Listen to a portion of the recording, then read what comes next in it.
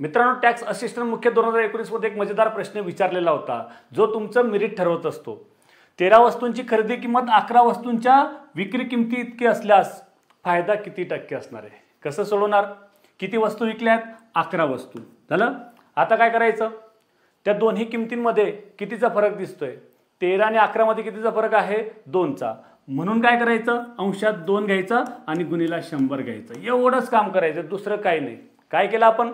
13 आणि 11 मध्ये कितीचा फरक आहे? 2चा। आणि छेदामध्ये 13 घेणार की 11 घेणार? तर वस्तू किती विकल्यात तेवढा बघायचं। किती वस्तू विकल्यात? 11 वस्तूंची विक्री किंमत। झालं।